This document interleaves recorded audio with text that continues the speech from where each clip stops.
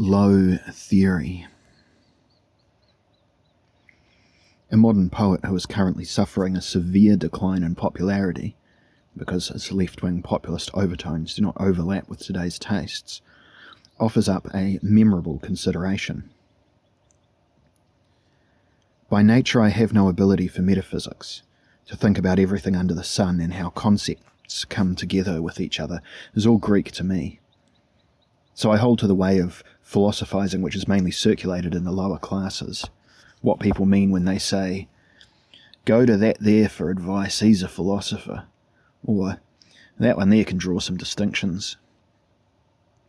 When the common people attribute a philosophical attitude to someone, it is almost always an ability to endure something. In a fist fight, one distinguishes fighters who are good at taking it and fighters who are good at dishing it out. That is, those who can endure a lot and those who can punch well. And the people understand philosophers in this sense, as those who can take it, whatever the situation may be.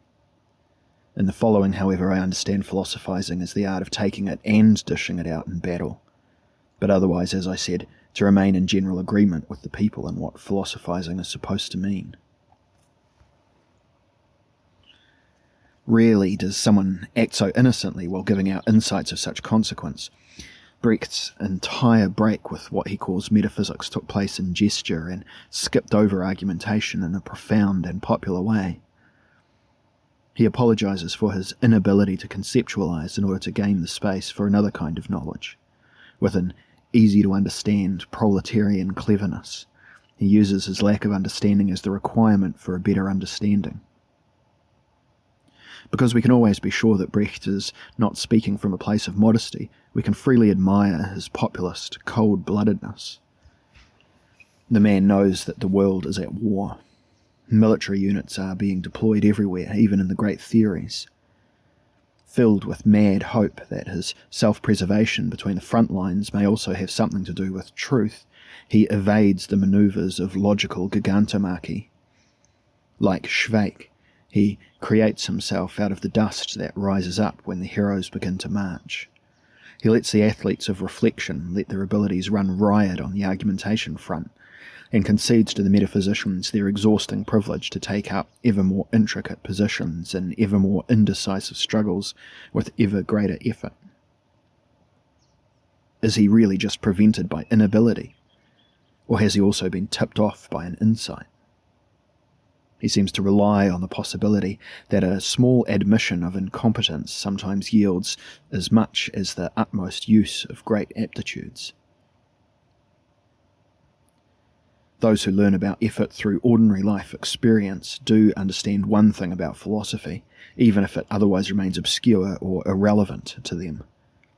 Philosophy comes from effort and leads to effort. In this way, the standoff that is easily perceptible from the outside and hangs over the great metaphysical alternatives can be congenial with a lack of competence for such things. What is free of charge discovers commonality with the most expensive things if it is bold enough to trace the effort of ideas back to the idea of effort.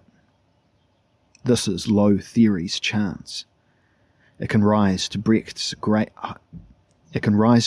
heights if it grasps that a senseless effort can only be avoided by a timely inability to execute it.